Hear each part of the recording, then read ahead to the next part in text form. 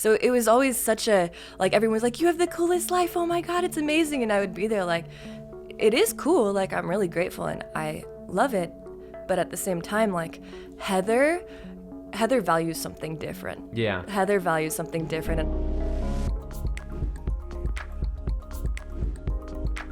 Today, I have a very special guest. It's someone that I've wanted to come on the podcast for a long time, but we actually had to meet in person first, and it's finally happened. So today on the podcast, I have Activation Vibration, aka Heather, and thank you for coming on the podcast. Yes, thank you for having me. You are welcome. Yeah, so... And definitely agree. It's been that kind of thing where it's like, we tried to align multiple times, but there's a specific resonance or like a frequency that's required in order for it to happen. So it's an honor to finally be here. Yeah, it was supposed to happen, when was it? Like last September or something like that. Yep, like almost you were like a year on ago. your way here, but there were like fires and stuff. Literally, like right? That stopped me, that prevented me, that turned me around. Yeah. That's the power of spirit. And we had to listen. So it's like, okay, listen. Not yet, not time. And then now it just worked out. You were in Bali for a couple months. That sounds like fun. Mm-hmm. And you were kind of locked there. Yes, actually divinely positioned there and unable to leave. To even come back.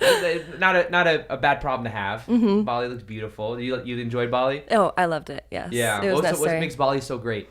I feel like it's different for everyone that you would ask that question to. But for me personally, the spirit and the mana, the feminine energy is so palpable and so potent there. Wow. That nothing goes unseen, nothing goes unhealed, nothing, like everything is brought to surface. So yeah, it's like a powerful, potent portal space where if you go, like, be ready for transformation, or she will spit you out. That's the same thing with Sedona.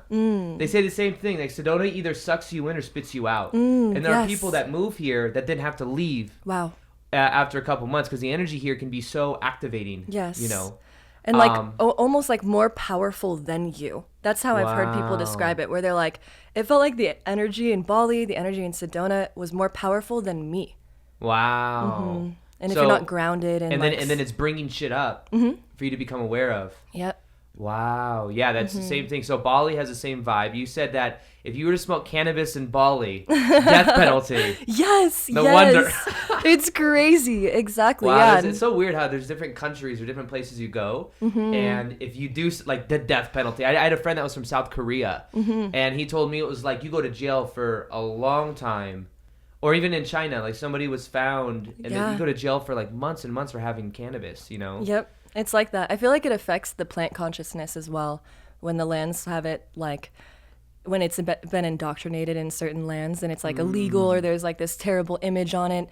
I see that the plant consciousness also shifts because even the people who do use cannabis over there, it's like in a different vibe completely. And I feel like even the cannabis itself is different. So if it grows out there, because of the collective consciousness of the people that live there, it's like affecting... Because I've always felt that too when it was illegal. It's like if you're smoking and it's illegal, there's like this guilt or like fear that you're doing it with versus it being like legal like it is in most places now, you know, which I find very like fascinating. But yeah, if it's like the death penalty, every there's time like you this choose to do it, shame or you're like scared or it's like I'm bad or this is wrong, and that encodes for sure into the medicine. I've been looking into that a lot lately in my own life, just like personal work wise, like the energy of shame and unworthiness and how that stems through every area of our life, like how much money we can make, the kind of love we attract in our life, like everything.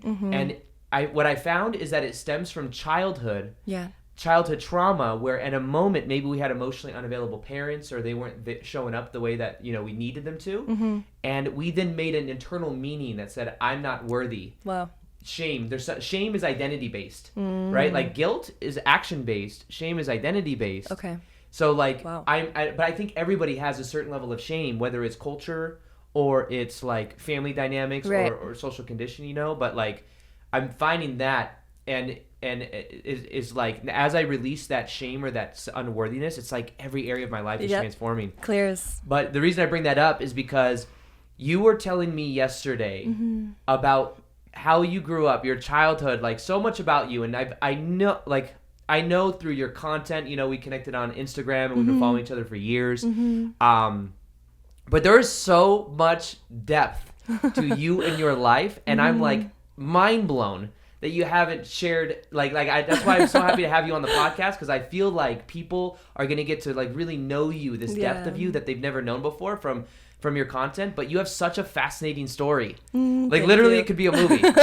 Not even saying that. Like you would think it was fake if there wasn't It sounds like all it's the made actual up. tangible proof, like video proof, internationally available. Yeah, that you could actually look up like your story. So I kind of wanted to go into that. Yes. If you could share just a little bit, because I mean you were on Dr. Phil, it's insane, like the levels of depth to it, and just even the way you grew up, because you're so humble, like the way that you are with your like your energy, you're very authentic, but the way that you show up when it comes to just the way you carry yourself, like you're on your purpose, you're doing what you love. But knowing your childhood from what I know now, I want the audience to kind of experience that those layers of you.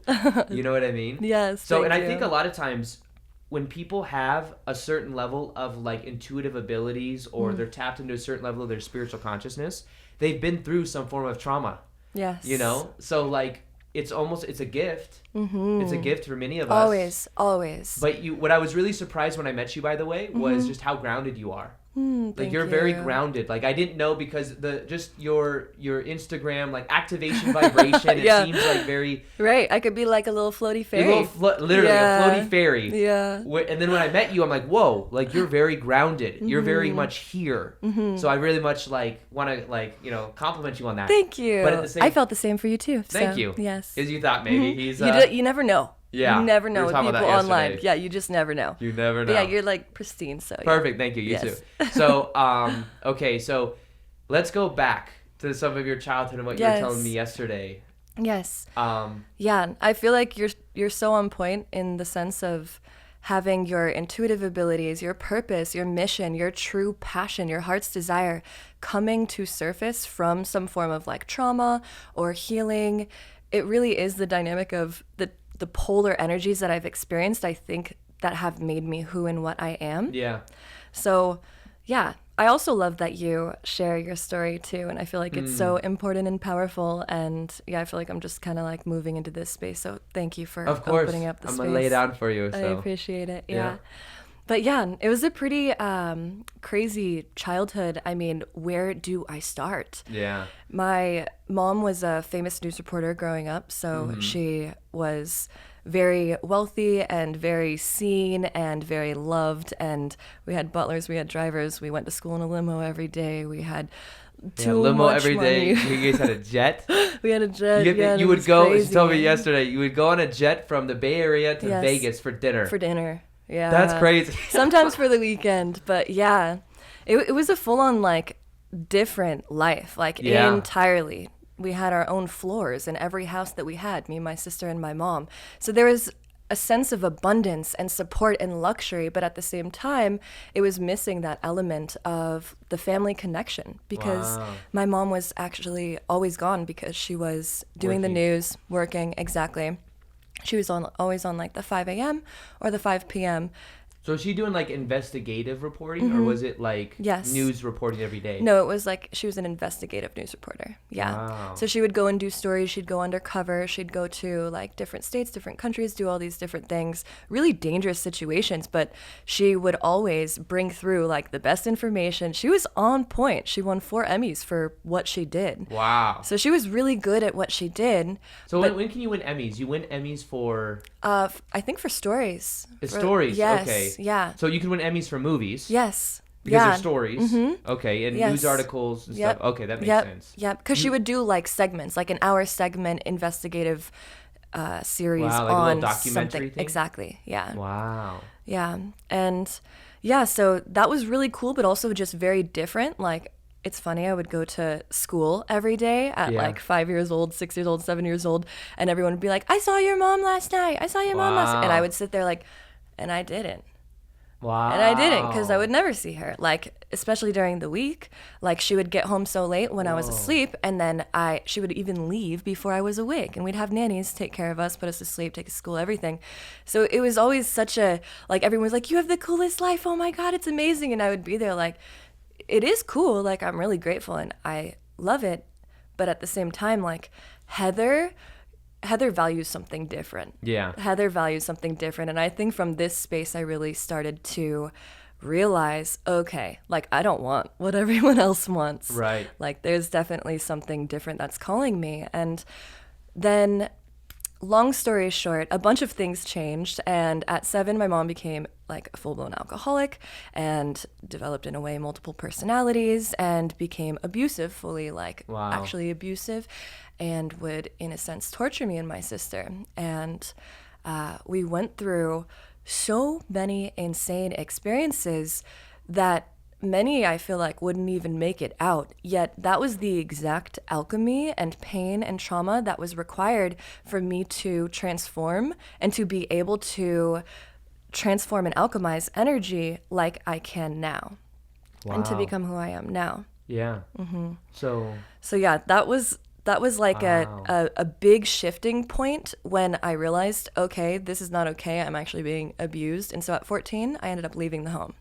So where'd you go? I ended up just staying with friends and family. Oh, that's where, yeah. Yeah. I actually stayed with a boyfriend for a little bit at first, and then that like wasn't ideal. I was too young, obviously, to be living with a boyfriend. And so their family set me up with a different family.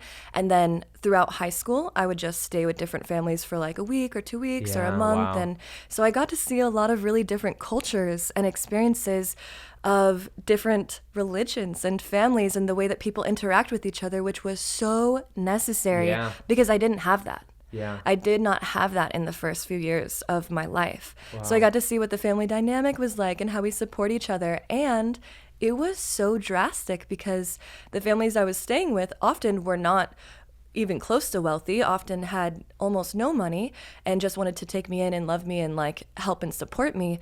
But I went from like having my own floor, like full-on multiple rooms and my own floor in these mansions, to literally sleeping on the floor next to a grandma and an extended family of like 7 people in one room. Wow. And it was so good for me because I got to appreciate and value the contrast of what we get to experience here on Earth. Yeah. And you went from one extreme, jets, yeah, your own floor in a 3-story mansion, like limo to school, literally everything. Even like living on the floor. Yes. And being like, okay, like I hope that they make something for dinner that I like because otherwise I'm not eating. And then I don't know like how I'm going to eat tomorrow or the next day, or like I don't even know where I'm going to be staying. So there was this like sense of uncertainty. Yes. And it was, again, such a contrast from what I had experienced, but it was perfect because growing up how I did with all the luxury, the money, the everything, when my mom shifted and started to go crazy in a sense, I started to not hate money, but just be disgusted of money, of being rich, of being wealthy. Here I was like, this is what everyone wants? Yeah. This is what everyone's killing themselves for to achieve? Yeah. Is this money? Is this luxury? Is this ability? These tools? You want the car? You want this? You want that? Like, and then you'll be happy? Right. Like, we have all of this, and here, like, I'm being tortured in my room at night. You know, like, it just shifted the whole awareness of, like, what we are here to do and how we are here to do it. So having that, and then going to the next situation where I had nothing, literally no money at all whatsoever, and it was just like the families that were caring and willing to give and kind, that's what my support and my luxury and my abundance was the love and the care of other people and what they wanted to willingly offer to me and to help me with.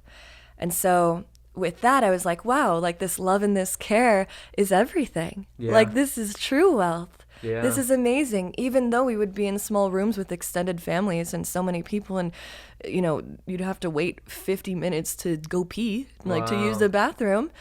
But there was this sense of support and love. The community, and like the connection. Yes, and like the family glue. Yes. That was missing with all the money in abundance. Exactly. And so it was like, wow, okay, they have this. But then at the same time, I also got to see how if these families had some more money or had some more resources, that would support them in the sense of allowing them to have the space, the freedom, the more time with each other. Mm-hmm. If they had the tools and the resources, then they could do a lot more. And so that brought the awareness of, okay, money is also a tool. So that cleared. I got to like clear any like money or abundance blocks and like rewrite any stories at a very young age because one positive thing your mom instilled into you that you told me about yesterday is that when you're shopping, it's like you just never what did your mom tell you about? You never look at the price. You never look at how much something costs. Ever. That is not how you determine whether or not you are buying something. If you want something, then you deserve it. Yeah. And you definitely can almost afford like it. if we focus and we get neurotic about the money, then it's like infusing a level of scarcity into our life. Yes.